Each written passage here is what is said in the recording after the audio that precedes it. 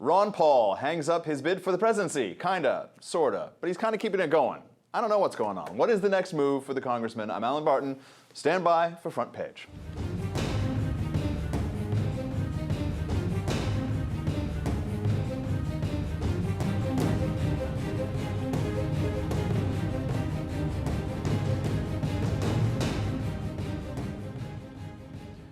Joining me in studio, Elan Journo, fellow at the Ayn Rand Center for Individual Rights, and Terry Jones, associate editor for Investors Business Daily. All right, Terry, we had to film that intro again because before I said wrong Paul, W-R-O-N-G.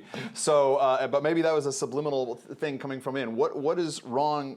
What is wrong Paul doing with his campaign? Because he said he's not campaigning anymore, but the campaign is still alive. What's going on? He's put it in abeyance, I think you would say. He's essentially suspended animation, I guess. The whole idea here is, look, keep your irons in the fire, but do nothing to gather more votes because, quite frankly, he doesn't have the money to. And I don't think he has the energy or the gumption right at this point with the way Romney's running up delegates in each and every election that's out there. So, you know, he's gonna try and still hold on to his delegates when he gets to the convention because that will give him clout for something maybe in some libertarian planks in the Republican platform, and that would be a good thing for him.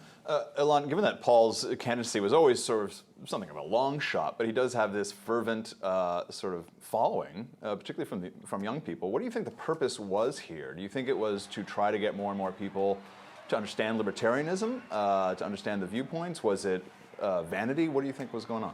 I mean, I think it's anybody's guess what really Ron Paul wants out of this, and it could be that it was more of an educational venture than a political one.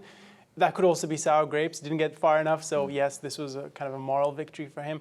I'm no friend of his, but I think there's a really interesting point here in that the right more generally, of which he's trying to reshape, I think it does need education. I think it does need to move its ideas more towards the free market direction than it is, because right now it's playing this holding pattern of, you know, triangulating against the liberals because they don't. It's not clear that there's a strong, clear agenda towards a positive goal of what American economy and politics should look like, which I think we need. We need a clear, energizing ideal of we need freer markets, and that's something the electorate and politics generally needs.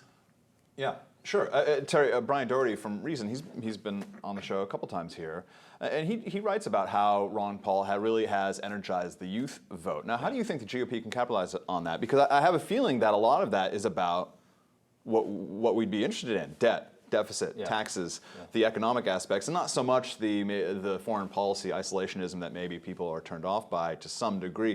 Do you think the GOP can kind of harness that energy and that concern? Yeah, because a lot of people would say that, oh, the youth vote is all Obama's. It wasn't 2008. Yeah, that's it. This has two elements to it. One is a short-term political element, and that is all of the youth vote and youth enthusiasm was behind Obama in 2008, and this time maybe not so much. And if they can constructively link Ron Paul to the GOP party and to its future, that would be a very positive thing for the Republicans. But more importantly, strategically, getting young Americans interested in these big picture issues that everybody gets bored with and their eyes glaze over, like entitlement reform, would be a huge help for the country, I think. And you know, one other thing, I think in the case of Ron Paul, I think, you know, bringing young people into the party is a great thing, but I think he's also maybe doing a little bit of pre-positioning for his son, Rand Paul, in 2016.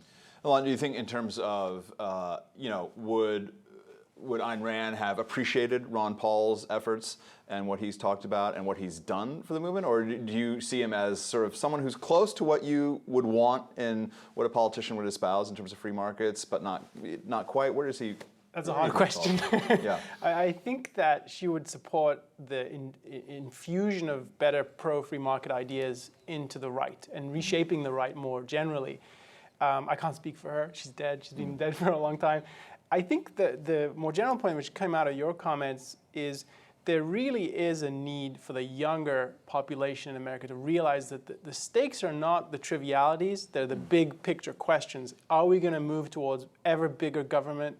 Are we moving towards limited government as a goal? Well, and for the young who have their entire working lives ahead of them, I think entitlement reform is all to their benefit because their taxes are going to go up and up and up, and they're going to keep less and less and less to support an ever-increasing older population. So, I think it's interesting because the young may not be so idealistically liberal as they may think. People might be starting to think with their pocketbooks. I'll give you the last word on it. Yeah, hopefully it's not a big shrug by them. I mean, because we all have something at stake here, and I have a child, and I want my daughter to grow up in a world where government does not own her, and where she owns herself, and she's a self-actuating human being, and has liberty and freedom, and is not taxed to death. And those things should be of critical interest to young people.